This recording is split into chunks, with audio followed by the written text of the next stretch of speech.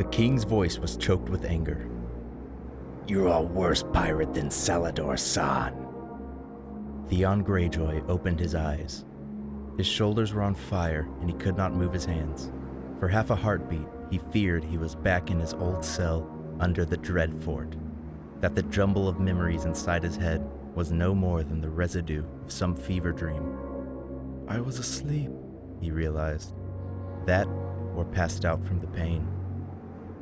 When he tried to move, he swung from side to side, his back scraping against stone.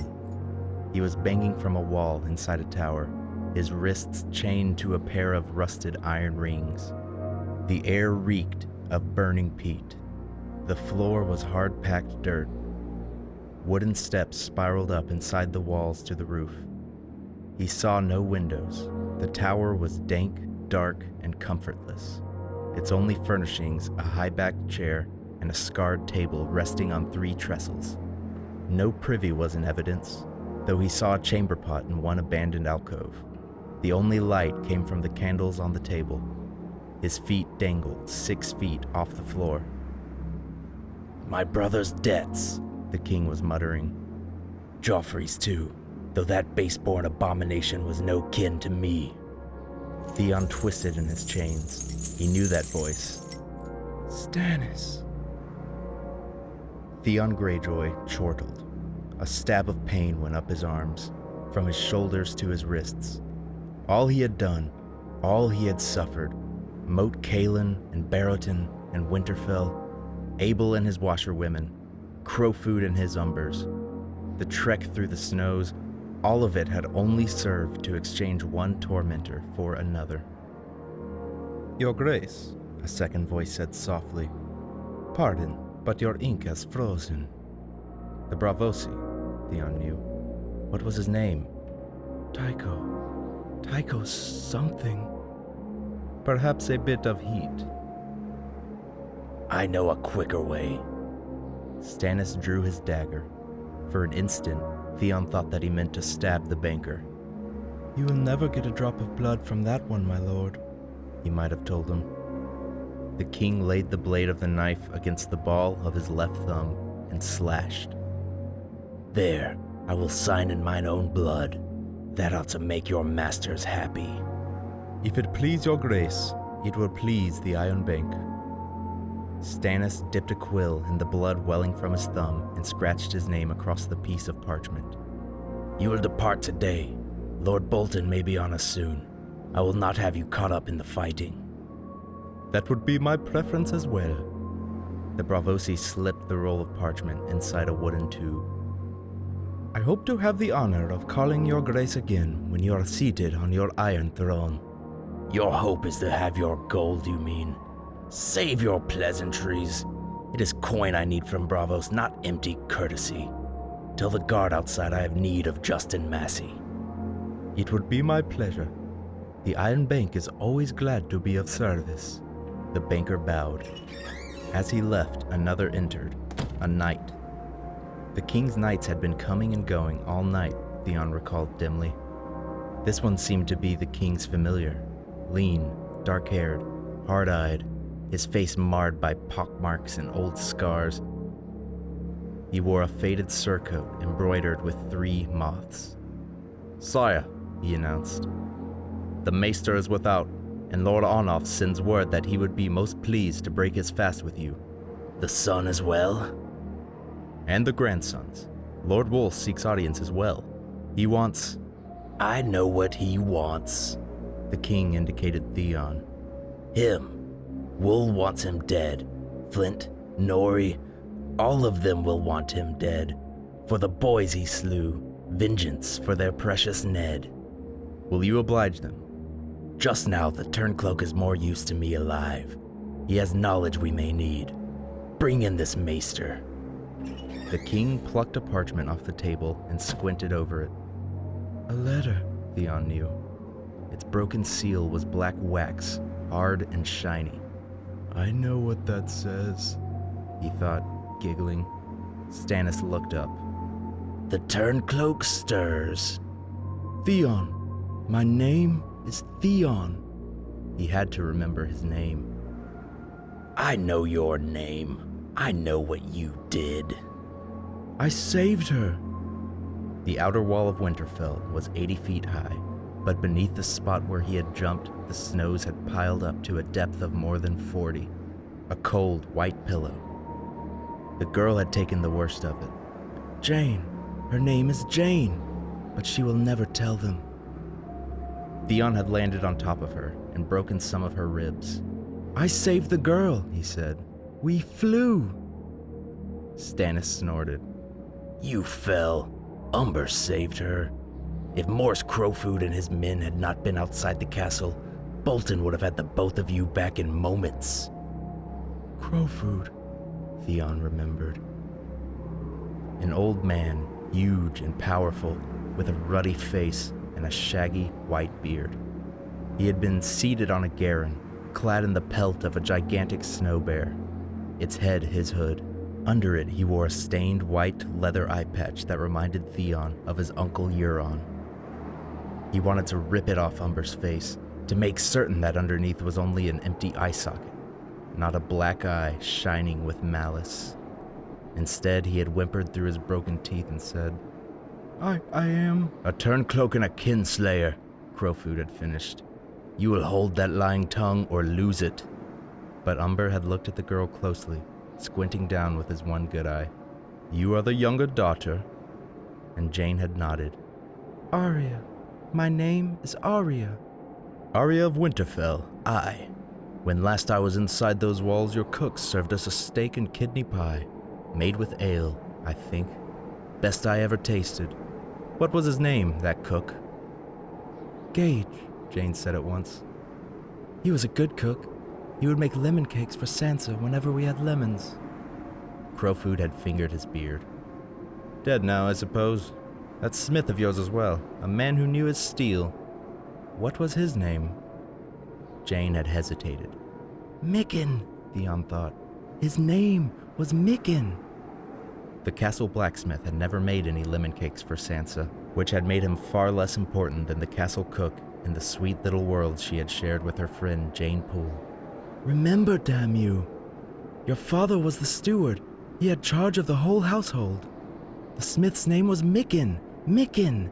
Micken! I had him put to death before me. Micken, Jane said. Morse Umber had grunted. Aye. What he might have said or done next, Theon never learned, for that was when the boy ran up, clutching a spear and shouting that the portcullis on Winterfell's main gate was rising. And how Crowfoot had grinned at that. Theon twisted in his chains and blinked down at the king. Crowfoot found us, yes. He sent us here to you. But it was me who saved her. Ask her yourself. She would tell him. You saved me, Jane had whispered as he was carrying her through the snow. She was pale with pain, but she had brushed one hand across his cheek and smiled. I saved Lady Arya, Theon whispered back at her.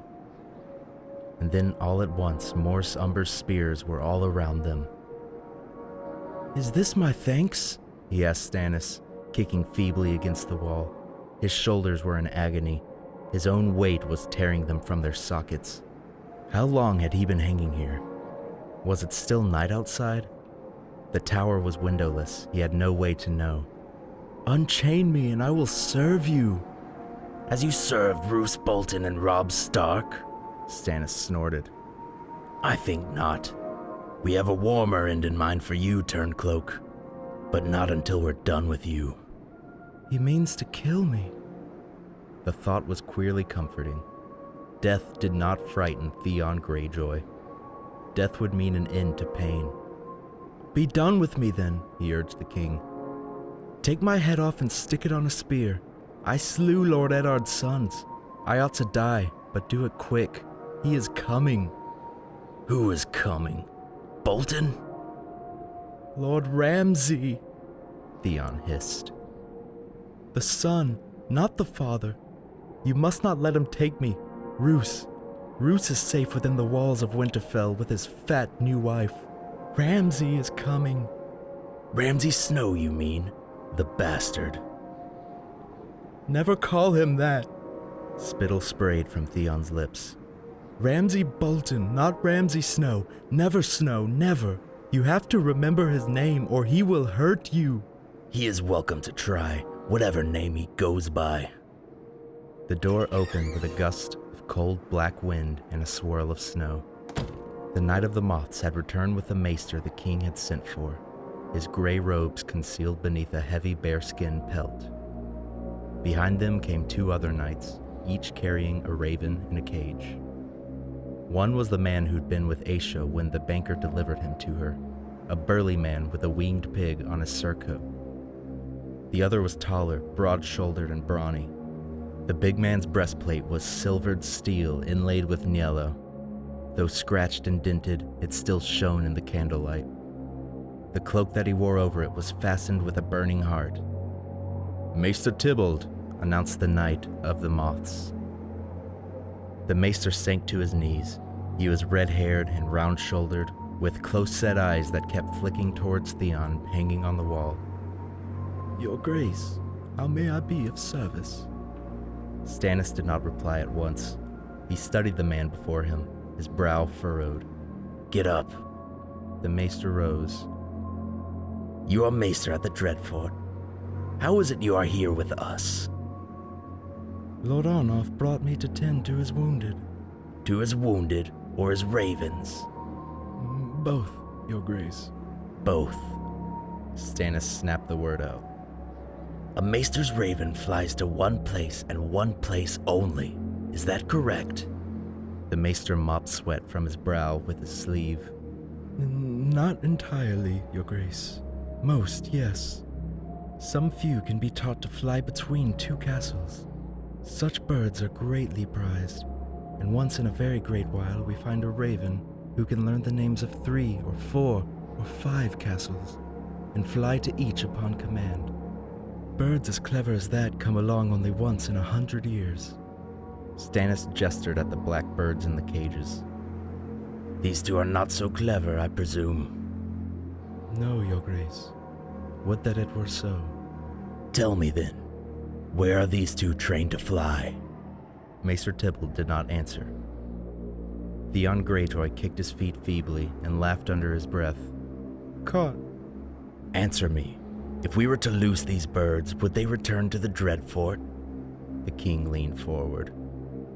"Or might they fly for Winterfell instead?" Maester Tybalt pissed his robes. Theon could not see the dark stains spreading from where he hung, but the smell of piss was sharp and strong. "Maester Tybalt has lost his tongue," Stannis observed to the knights. "Godry, how many cages did you find?" 3, Your Grace," said the big knight in the silvered breastplate. "One was empty." Your Grace, my order is sworn to serve. I know all about your vows. What I want to know is what was in the letter that you sent to Winterfell. Did you perchance tell Lord Bolton where to find us?" "Sire," round-shouldered Tybalt threw himself up proudly. "The rules of my order forbid me to divulge the contents of Lord Arnulf's letters." "Your vows are stronger than your bladder, it would seem." "Your Grace must understand." "Must I?" The king shrugged. "If you say so. You are a man of learning, after all. I had a maester on Dragonstone who was almost a father to me. I have great respect for your order and its vows. Sir Clayton does not share my feelings, though. He learned all he knows in the wines of Flea Bottom. Were I to put you in his charge, he might strangle you with your own chain or scoop your eye out with a spoon." "Only the one, Your Grace," volunteered the balding knight, him of the winged pig. "I'd leave t'other." "How many eyes does a maester need to read a letter?" asked Stannis. "One should suffice, I'd think.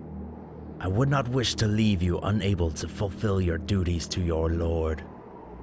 Roose Bolton's men may well be on their way to attack us even now, however, so you must understand if I skimp on certain courtesies. I will ask you once again, what was in the message you sent to Winterfell?"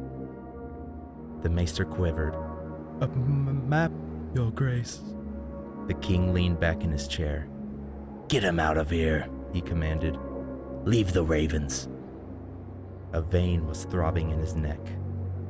Confine this gray wretch to one of the huts until I decide what is to be done with him. It will be done, the big knight declared. The maester vanished in another blast of cold and snow. Only the night of the three moths remained. Stannis glowered up at Theon where he hung. You're not the only turncloak here, it would seem. Would that all the lords in the 7 kingdoms had but a single neck. He turned to his knight. Sir Richard, whilst I am breaking fast with Lord Arnulf, you are to disarm his men and take them into custody. Most will be asleep. Do them no harm unless they resist. It may be they did not know. Question some upon that point, but sweetly. If they had no knowledge of this treachery, they shall have the chance to prove their loyalty. He snapped a hand in dismissal. Send in Justin Massey. Another night, Theon knew when Massey entered. This one was fair, with a neatly trimmed blonde beard and thick, straight hair, so pale it seemed more white than gold. His tunic bore the triple spiral, an ancient sigil for an ancient house. "I was told your grace had need of me," he said from one knee. Stannis nodded. You will escort the Bravosi banker back to the wall. Choose 6 good men and take 12 horses. To ride or eat? The king was not amused. I want you gone before midday, sir. Lord Bolton could be on us any moment, and it is imperative that the banker return to Braavos. You shall accompany him across the narrow sea. If there is to be a battle, my place is here with you. Your place is where I say it is. I have 500 swords as good as you or better, but you have a pleasing manner and a glib tongue. Those will be of more use to me at Braavos than here. The Iron Bank has opened its coffers to me. You will collect their coin and hire ships and sell swords. A company of good repute, if you can find one. The Golden Company would be my first choice, if they are not already under contract. Seek for them in the disputed lands if need be, but first, hire as many swords as you can find in Braavos, and send them to me by way of Eastwatch. Archers as well, we need more bows. Sir Justin's hair had fallen down across one eye. He pushed it back and said, The captains of the free companies will join a lord more readily than a mere knight, your grace. I hold neither lands nor title. Why should they sell their swords to me? Go to them with both fists full of golden dragons, the king said in an acid tone. That should prove persuasive. 20,000 good men should suffice. Do not return with fewer.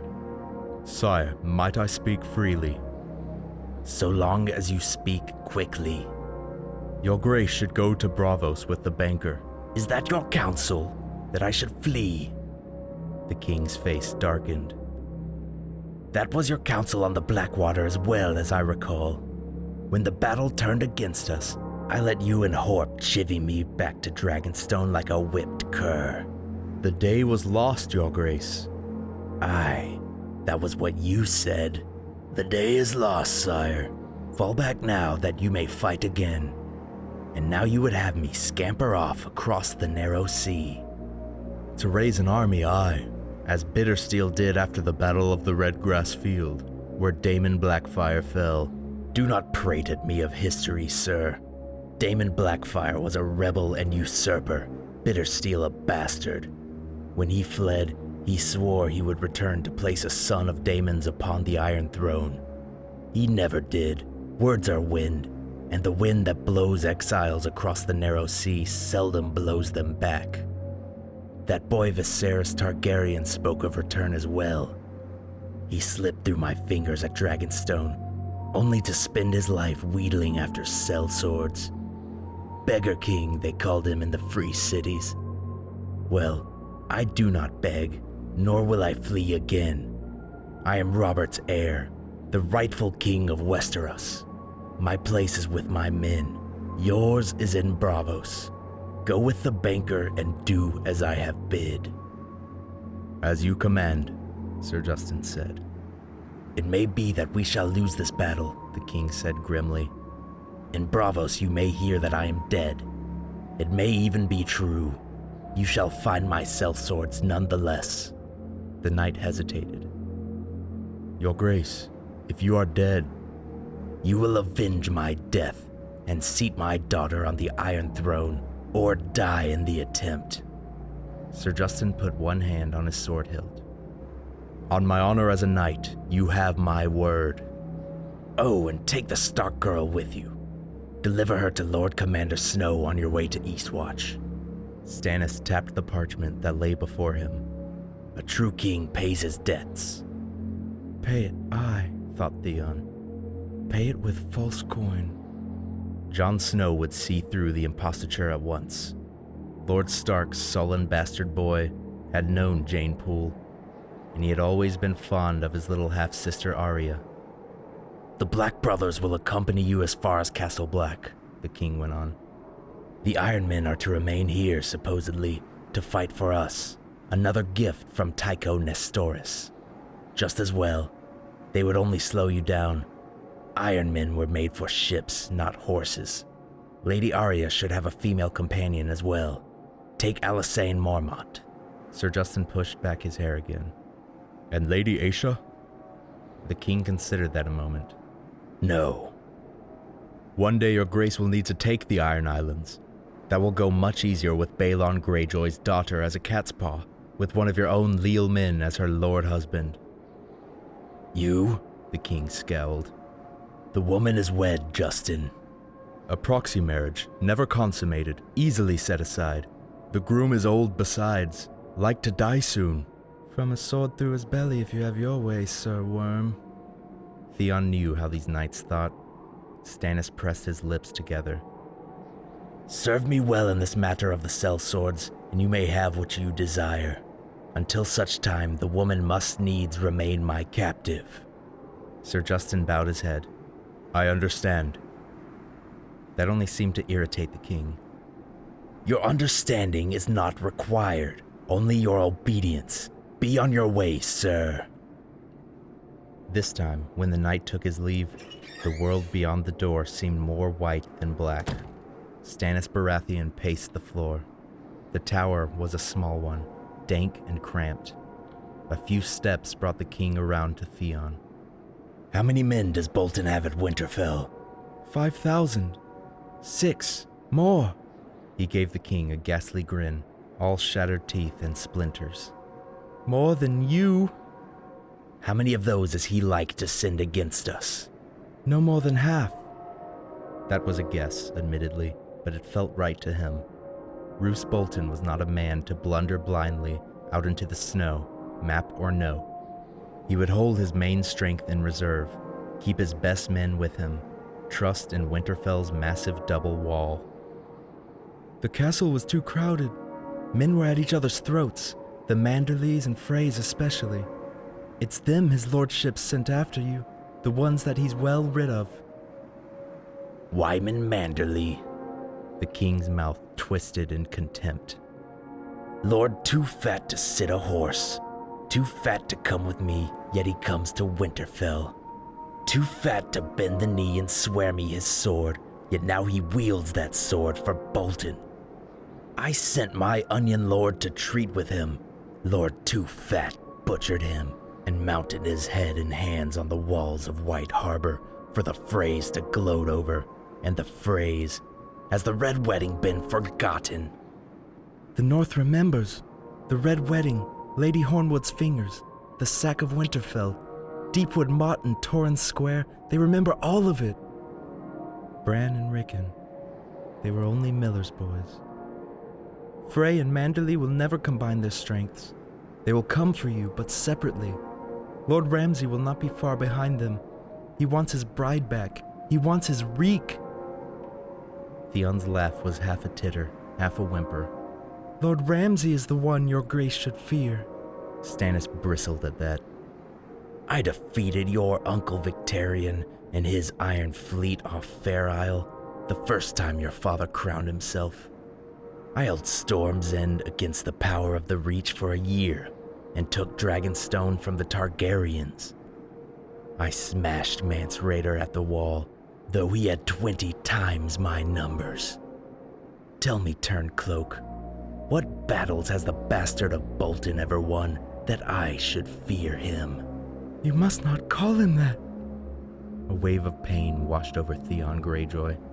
He closed his eyes and grimaced. When he opened them again, he said, You do not know him. No more than he knows me. Knows me, cried one of the ravens the maester had left behind. It flapped its big black wings against the bars of its cage. knows. It cried again. Stannis turned. Stop that noise. Behind him, the door opened. The Karstarks had arrived. Bent and twisted, the Castellan of Karhold leaned heavily on his cane as he made his way to the table. Lord Arnulf's cloak was fine wool, bordered in black sable and clasped with a silver starburst. A rich garment, Theon thought, on a poor excuse for a man. He had seen that cloak before. He knew, just that he had seen the man who wore it. At the Dreadfort, I remember. He sat and supped with Lord Ramsay and Horsebane Umber, the night they brought Reek up from his cell. The man beside him could only be his son. 50, Theon judged, with a round, soft face like his father's if Lord Arnulf went to fat. Behind him walked 3 younger men, the grandsons, he surmised. One wore a chainmail byrnie. The rest were dressed for breakfast, not for battle. Fools. Your Grace. Arnulf Karstark bowed his head. An honor. He looked for a seat. Instead, his eyes found Theon. And who is this? Recognition came a heartbeat later. Lord Arnulf paled. His stupid son remained oblivious. There are no chairs, the oaf observed. One of the ravens screamed inside its cage.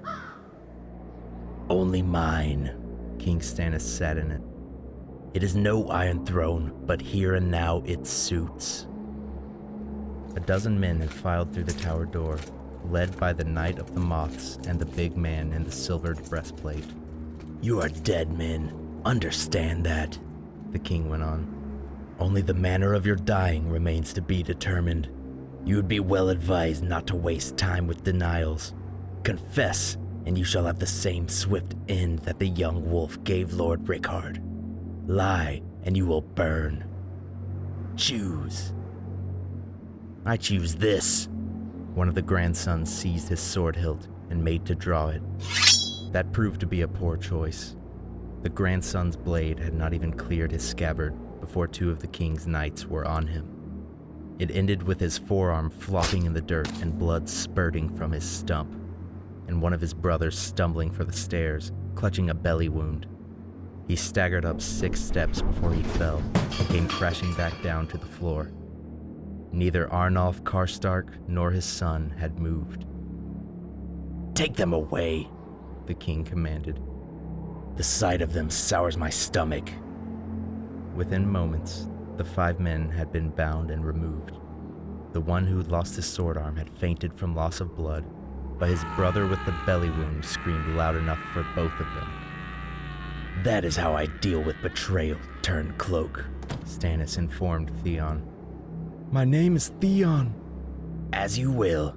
Tell me, Theon, how many men did Morse Umber have with him at Winterfell? None. No men. He grinned at his own wit. He had boys. I saw them. Aside from a handful of half-crippled sergeants, the warriors that Crowfoot had brought down from Last Hearth were hardly old enough to shave. Their spears and axes were older than the hands that clutched them. It was Horsebane Umber who had the men, inside the castle. I saw them too. Men, every one. Theon tittered. Morse took the green boys and Hother took the greybeards. All the real men went with the Greatjon and died at the Red Wedding. Is that what you wanted to know, Your Grace? King Stannis ignored the jibe. Boys, Was all he said, disgusted. Boys will not hold Lord Bolton long. Not long, Theon agreed. Not long at all, Not long. cried the raven from its cage. The king gave the bird an irritated look. That Bravosi banker claimed Sir Aenys Frey is dead. Did some boy do that? 20 green boys with spades, Theon told him. The snow fell heavily for days, so heavily that you could not see the castle walls 10 yards away. No more than the men up on the battlements could see what was happening beyond those walls. So Crowfoot set his boys to digging pits outside the castle gates, then blew his horn to lure Lord Bolton out. Instead, he got the phrase. The snow had covered up the pits, so they rode right into them. Aenus broke his neck, I heard, but Sir Hostine only lost a horse. More's the pity. He will be angry now. Strangely, Stannis smiled. Angry foes do not concern me. Anger makes men stupid, and Hostine Frey was stupid to begin with, if half of what I have heard of him is true. Let him come. He will. Bolton has blundered, the king declared. All he had to do was sit inside his castle whilst we starved. Instead, he has sent some portion of his strength forth to give us battle. His knights will be horsed. Ours must fight afoot. His men will be well nourished. Ours go into battle with empty bellies. It makes no matter. Sir Stupid, Lord Too Fat, the bastard, let them come. We hold the ground, and that I mean to turn to our advantage. The ground, said Theon. What ground? Here? This misbegotten tower? This wretched little village? You have no high ground here, no walls to hide behind, no natural defenses. Yet, both ravens screamed in unison. Then one quarked, and the other muttered, Tree! Tree! Tree! Tree! The door opened. Beyond, the world was white. The Knight of the Three Moths entered, his legs caked with snow. He stomped his feet to knock it off and said, Your Grace, the Karstocks are taken. A few of them resisted and died for it. Most were too confused and yielded quietly. We have herded them all into the Long Hall and confined them here. Well done. They say they did not know, the ones we've questioned. They would. We might question them more sharply. No, I believe them. Karstark could never have hoped to keep his treachery a secret if he shared his plans with every base-born man-jack in his service. Some drunken spearman would have let it slip one night whilst laying with a whore. They did not need to know. They are Carhold men. When the moment came, they would have obeyed their lords as they had done all their lives. As you say, sire. What of your own losses? One of Lord Peaseberry's men was killed, and 2 of mine were wounded. If it please your grace, though, the men are growing anxious. There are hundreds of them gathered around the tower, wondering what's happened. Talk of treason is on every lip. No one knows who to trust, or who might be arrested next. The Northmen especially. I need to talk with them. Is Wolf still waiting? Him and Artus Flint. Will you see them? Shortly. The Kraken first. As you command. The knight took his leave. My sister, Theon thought. My sweet sister. Though he had lost all feeling in his arms, he felt the twisting in his gut, the same as when that bloodless Bravosi banker presented him to Aisha as a gift. The memory still rankled. The burly, balding knight who'd been with her had wasted no time shouting for help, so they'd had no more than a few moments before Theon was dragged away to face the king. That was long enough. He had hated the look on Aisha's face when she realized who he was, the shock in her eyes, the pity in her voice, the way her mouth twisted in disgust. Instead of rushing forward to embrace him, she had taken half a step backwards. Did the bastard do this to you? She had asked. Don't you call him that? Then the words came spilling out of Theon in a rush. He tried to tell her all of it, about Reek and the Dreadfort and Kyra and the Keys, how Lord Ramsay never took anything but skin unless you begged for it. He told her how he'd saved the girl, leaping from the castle wall into the snow. We flew. Let Abel make a song of that. We flew. Then he had to say who Abel was and talk about the washerwomen who weren't truly washerwomen. Then Theon knew how strange and incoherent this all sounded, yet somehow the words would not stop. He was cold and sick and tired, and weak. So weak. So very weak. She had to understand. She is my sister. He never wanted to do any harm to Bran or Rickon. Reek made him kill those boys. Not him, Reek, but the other one. I am no kinslayer, he insisted. He told her how he bedded down with Ramsay's bitches, warned her that Winterfell was full of ghosts. The swords were gone, 4, I think, or 5. I don't recall. The Stone Kings are angry. He was shaking by then, trembling like an autumn leaf. The Heart Tree knew my name, the old gods. Theon, I heard them whisper. There was no wind, but the leaves were moving. Theon, they said. My name is Theon. It was good to say the name. The more he said it, the less like he was to forget. You have to know your name, he told his sister. You told me you were Esgrid, but that was a lie. Your name is Aisha. It is, his sister had said, so softly that he was afraid that she might cry. Theon hated that. He hated women weeping. Jane Poole had wept all the way from Winterfell to here, wept until her face was purple as a beetroot and the tears had frozen on her cheeks.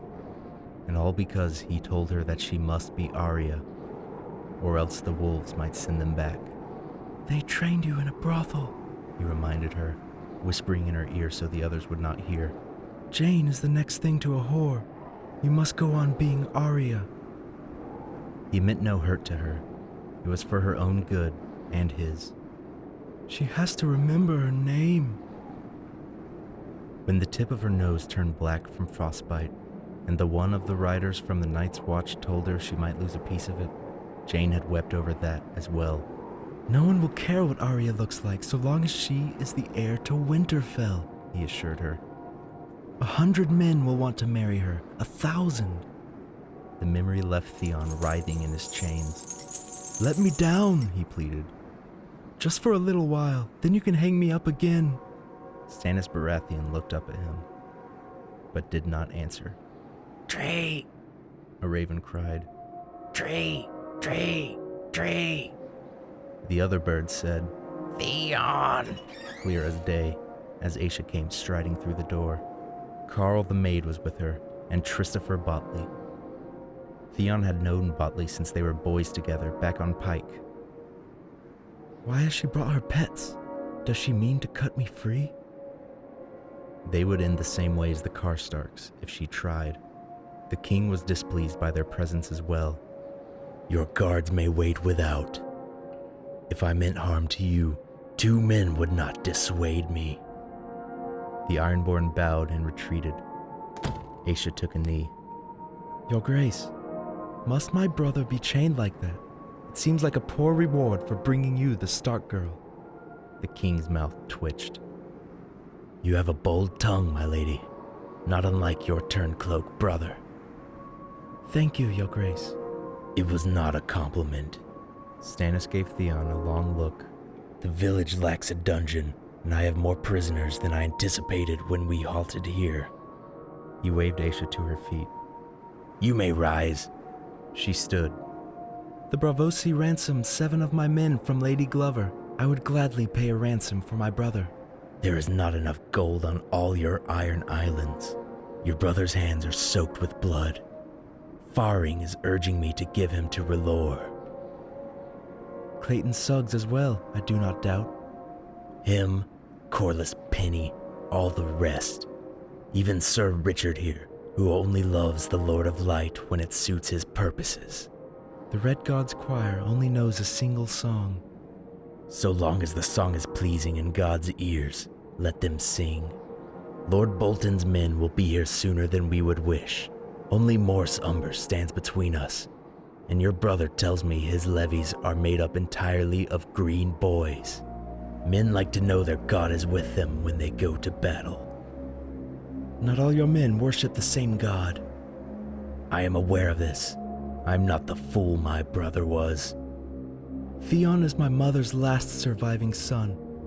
When his brothers died, it shattered her. His death will crush what remains of her, but I have not come to beg you for his life. Wise, I am sorry for your mother, but I do not spare the lives of turncloaks. This one especially. He slew 2 sons of Eddard Stark. Every Northman in my service would abandon me if I showed him any clemency. Your brother must die. Then do the deed yourself, your grace. The chill in Aisha's voice made Theon shiver in his chains. Take him out across the lake to the islet where the weirwood grows, and strike his head off with that sorcerer's sword you bear. That is how Eddard Stark would have done it. Theon slew Lord Eddard's sons. Give him to Lord Eddard's gods. The old gods of the north, give him to the tree. And suddenly, there came a wild thumping, as the maester's ravens hopped and flapped inside their cages, their black feathers flying as they beat against the bars with loud and raucous caws. The tree! One squawked, The tree! The tree! whilst the second screamed only, Theon! Theon! Theon! Theon Greyjoy smiled. They know my name, he thought.